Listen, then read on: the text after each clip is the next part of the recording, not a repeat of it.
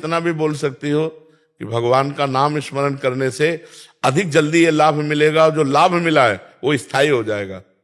हम अगर किसी को प्रलोभन दे करके भगवान के सत्य नाम में लगा दे तो हमको भी लाभ मिलेगा। ये जैसे आप 5 आदमी को नाम जपने में लगा दिए, आप खुद नाम जप कर रहे हो, तो उसके 5 आदमी के नाम जपने में लगाने का पुण्य भी आपको मिलेगा। तो हम कह रहे ये तो बहुत बढ़िया है कि आपकी कोई बात माने, तो उसको धीरे से भगवान नाम लगा दो ना।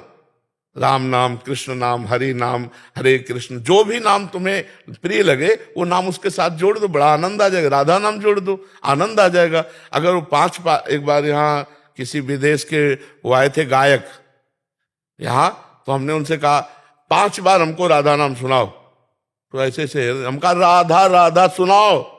वृंदावन की भूमि में हमारे सामने 5 बार राधा राधा बोले हो, तुम्हें नरक से बचा लेगा ये राधा नाम, नरक से बचा लेगा। अब वो नरक स्वरक समझे ना समझे, हमारा तो काम हो गया।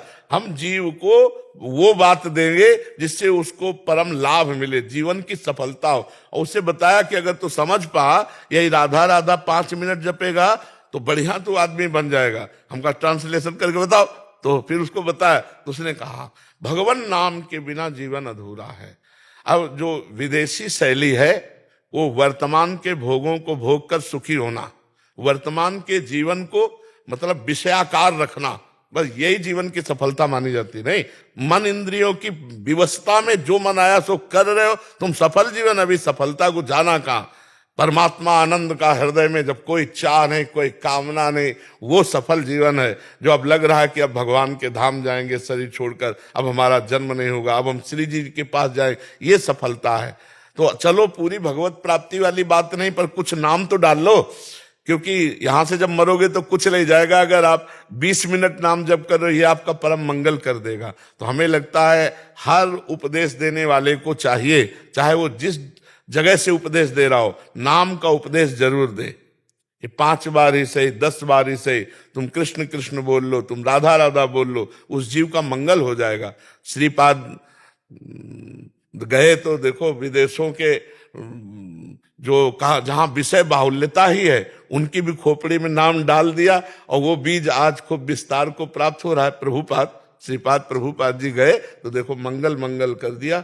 ऐसे विषयी जीवों का मंगल कर दिया जिनको पता ही नहीं भक्ति क्या है, नाम क्या है, भगवान क्या है, उनके भी हृदय में तो हरे कृष्ण हरे कृष्ण। तो हमें लगता है कि अगर आपके वचन से 10-20 भी सुधर जाए, मान लो गंदे आचरण छोड़ दें, नाम जप करने लगे, तो ये सफलता है। गंदा आचरण सफलता है क्या? आप विचार करके देखो, आप खुद देखो, क्या ये सफलता है?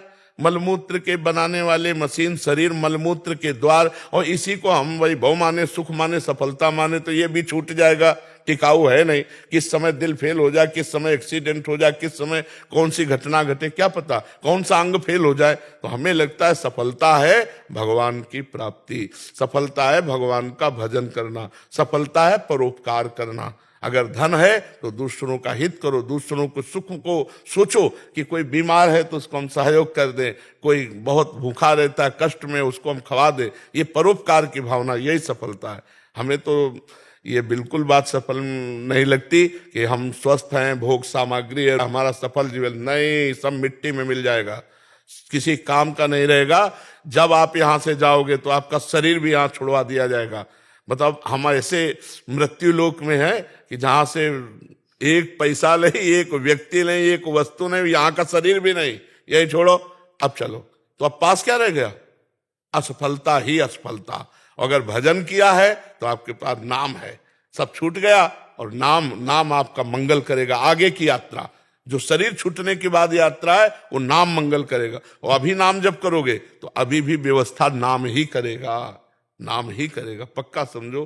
तो हमारी तो राय यही है कि भगवत चरणारविंद का आश्रय, नाम जप, परोपकार, यही सफलता है।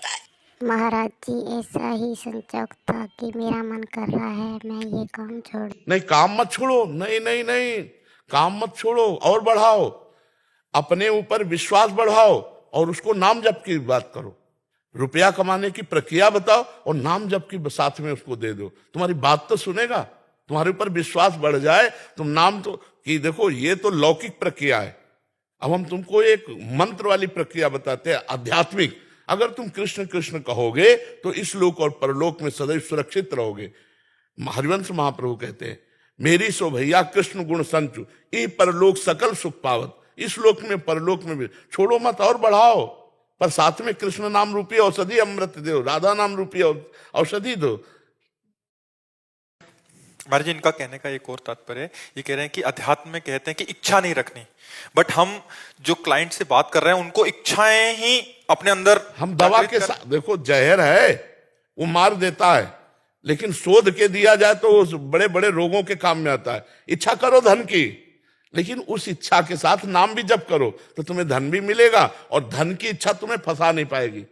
धन की इच्छा, हमारे पास 100 रुपया है, हम 10 रुपया किसी भूखे के काम में लगा देते हैं, किसी रोगी के काम में लगा देते हैं, उसको ऐसी शिक्षा दो। धन प्राप्त करने की बात करो, लेकिन उसका सदुपयोग और नाम जप तो बहुत बढ़िया हो जाएगा। केवल धन, केवल भोग विलासिता, ये तो नरक तुल्य बात। ऐसे को जिसको जरूरत है, आपको लग रहा है आदमी भूखा बैठा है, आपको लग रहा है आदमी बीमार है, आपको लग रहा है ये गरीब है, बढ़िया कपड़ा पहना दिए, बढ़िया भोजन पवा दिया, ऐसा करना चाहिए सबको। एक दूसरे का, तो हमारा समाज सुखी हो जाए ना। आप सोचिए, अगर हम एक दूसरे का हित करें, हित के बराबर दूसरे को सुख देने के बराबर कोई धर्म नहीं, पर हित सरिस धर्म नहीं भाई, तो हमारा समाज कितना अच्छा हो जाए, चाहे जिस देश का हो। हम विश्वात्मा भगवान के जाने तो पूरा विश्व हमारा है, पूरा विश्व हमारा है। तो इसलिए बहुत सद्भावना से चलो, बहुत अच्छा कार्य कर रहे हो, इसमें थोड़ा ये जोड़ दो अध्यात्म, तो और अच्छा हो जाएगा। ठीक है बेटा, मैं श्याम बाबा हूं, मुझे इग्नोर मत करना, बस एक लाइक करके सब्सक्राइब कर दें। मैं तेरी सारी मुसीबतें आज के आज दूर कर दूंगा, और जाते जाते कमेंट में मेरा नाम जरूर लिख दे।